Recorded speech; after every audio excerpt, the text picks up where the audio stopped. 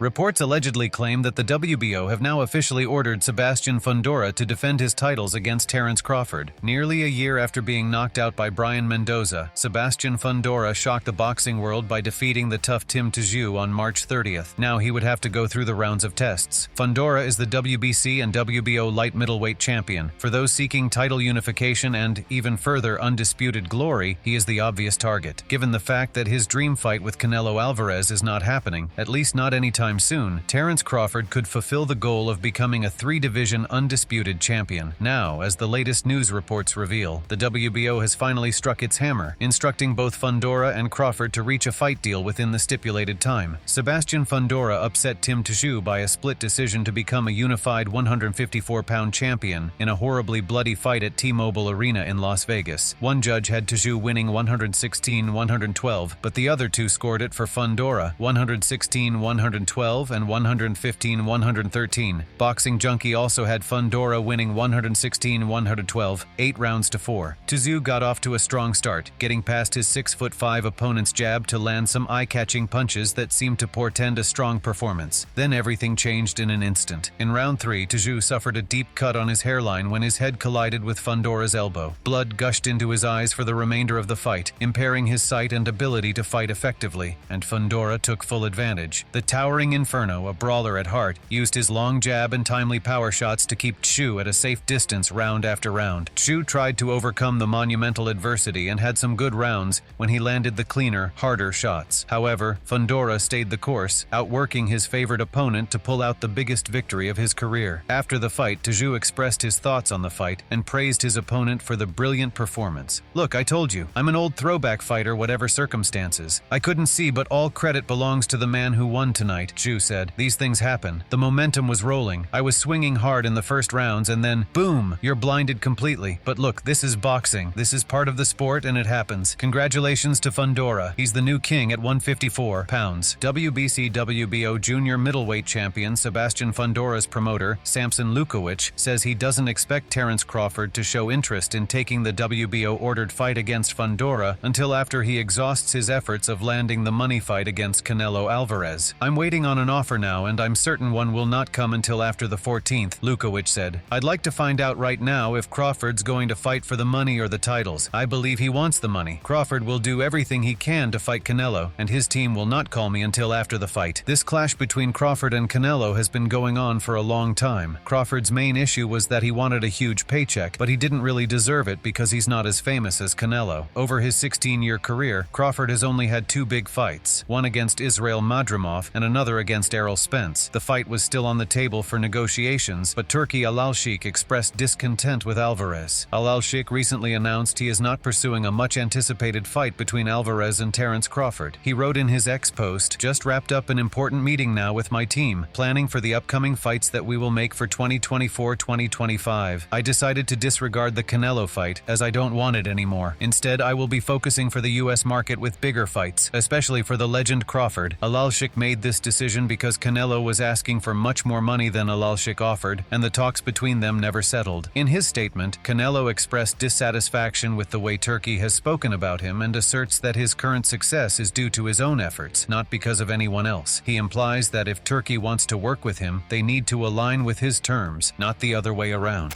Wait, take it easy. My response to Turkey is this. Yesterday, they text me. They text me and say, "We can talk about the fight in February with Crawford."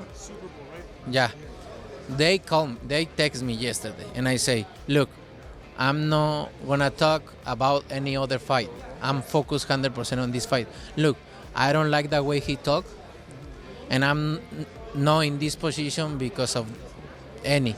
I'm in this position. If he wants to work with me, it's in my way, not in their way." Al-Sheikh responded to Canelo's comments by saying that Canelo's respect doesn't matter to him. He wrote on X, I heard what Canelo said, that he respects me but doesn't like the way we do business. As for him respecting me, it doesn't matter to me if he does or not. As for the way I do business, I know why he doesn't like it, because I only target big fights at fair prices, so of course anyone who likes easy fights won't like that, and I know how he feels after losing to Bivol, so he's been looking for easier fights ever since. Also, I'm not the one who's afraid of fighting Benavidez or Crawford. He further wrote, therefore I knew he was wasting our time and making excuses with big amounts of money that can't be paid. So I'm continuing my way to make big fights that serve the boxing world, and he's on his way to making easy show-only fights. More on the news, trainer Jose Benavidez criticized Crawford for not being an exciting fighter, and reminds him of Shakur Stevenson with his approach of fighting. To me, Terence Crawford is like a Shakur Stevenson, said Jose Sr. Pound for pound, Terence Crawford is a good fighter, but to me, he's not exciting. He always plays it safe. He wins the rounds, and that's it. I can't even compare him to David. David is an exciting fighter, and one that people want to see. The last performance against Oleksandr Gvozdyk, he came in injured, but I'm proud of what he did. Crawford has always been a boxer-puncher who focused on movement and counter-punching. His style held him back from gaining a large fan base until late in his career when he fought Errol Spence last year. Jose Sr. says his son David Benavidez would knock out Crawford in 3 or 4 rounds if Bud moved up to 168 to face him. I'm not even going to compare David to Terence Crawford. David is an exciting fighter. David comes to throw punches and risk a lot. He comes to put on a performance, said trainer Jose Benavidez Sr. He further said, 3 or 4. Maybe it's like a boo-boo Andrade thing. However, the clash ordered by WBO between Fundora and Crawford have 30 days to talk things out and make an agreement. Negotiate and reach an agreement for the above-referenced WBO Junior Middleweight Mandatory Championship contest, reads the letter from the World Boxing Organization. If an accord is not reached within the time frame stated herein, a purse bid will be ordered per the WBO regulations of World Championship contests. The minimum acceptable bid in the WBO Junior, the middleweight division, is $200,000. Any of the parties involved may request a purse bid procedure at any time during the negotiation process. Meanwhile, Terence Crawford won the WBA Super Welterweight World title at the first time of asking when he moved up a division to face Israel Madrimov. Bud secured a championship in his 4th weight class by beating previously undefeated Madrimov over the distance, ending an 11-fight knockout streak but keeping his perfect record. He also picked up the WBO interim title with the win. The Uzbekistan's shining star thinks that he did enough in the ring to at least get a draw against Crawford, but the judges thought otherwise. In an interview with Boxing News, Madrimov expressed disappointment for the judge's decision and said that it happens in professional boxing, but also thinks that he deserves to keep his belts.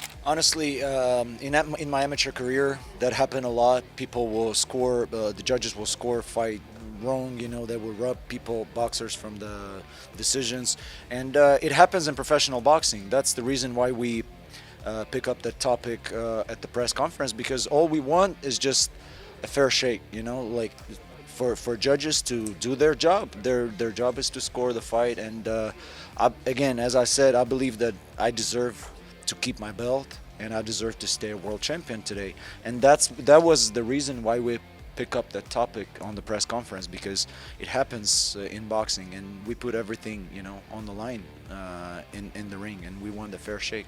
Matchroom promoter Eddie Hearn talked to boxing reporters about his thoughts on Terence Crawford's win over Israel Madrimov. He said he felt the results were a little unfair and that the scorecards didn't reflect what really happened in the fight. I was a little bit frustrated at the end. You know, I thought it was actually 2 116-112s. I don't see how you can only give Madrimov 4 rounds in that fight. 115-113 is a close fight. I have to be honest, after 10 rounds I was convinced we were up, and it's an argument as to whether Crawford won 11. He definitely won 12. And you saw the way he came out in the 12th, because they told him I was right in the corner. They knew they had to win that last round. They knew how close that fight was. Hearn further said, I was just a bit frustrated that it was a split, or we didn't get a little bit more respect. One of the judges had Crawford winning the last 4 rounds and the first 4 rounds, and I just don't see that. Trainer turned pundit Teddy Atlas shared similar thoughts about the commission. On the same fight card as Crawford versus Madrimov, Jarrell Miller and Andy Ruiz faced off in a heavyweight match. Their fight ended with similar scoring issues as the Crawford and Madrimov bout. Teddy Atlas posted his views on X, saying the decision between Miller and Ruiz, which he disagrees with strongly, proves why boxing needs a national commission. He stated, disgraceful decision for Miller-Ruiz fight should be Exhibit A on why we need the national commission. Miller 1. Eliminate the corruption. While some believe that Crawford winning over Madrimov was not fair, many pros believe that it was a fair fight and Crawford deserved the win. Caleb Plant thought the fight was close and believed Terence Crawford won the 12th round. He mentioned that different fighting styles can influence influence how a match is judged and pointed out that fans sometimes treat fights like a popularity contest, unfairly criticizing less well-known fighters. Overall, he thought it was a good fight and felt Terence did enough to win. I thought it was close. I thought it was a close fight. I thought Terence pulled out the 12th round. And, you know, styles make fights. In Israel, he's got a lot of amateur experience. A lot of times in the pros, fans act like it's a popularity contest. And if you're not the most popular, then you're a bum.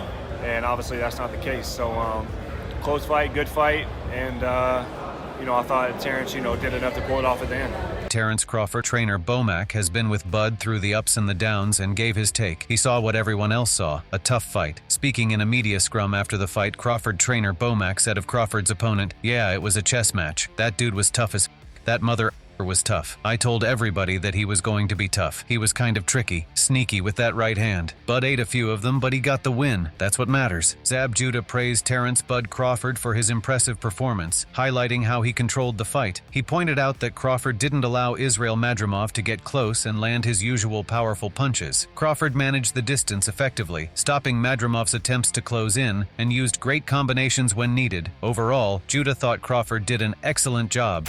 No, I mean, listen, we witnessed Bud again tonight in a spectacular fashion.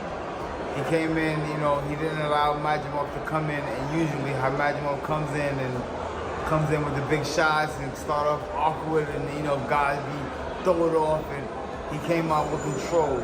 He controlled the fight right from the distance. Every time Madrimov would just jump, try to jump in, try to make something happen, he popped him, slow it down. He kept the fight, he kept great distance.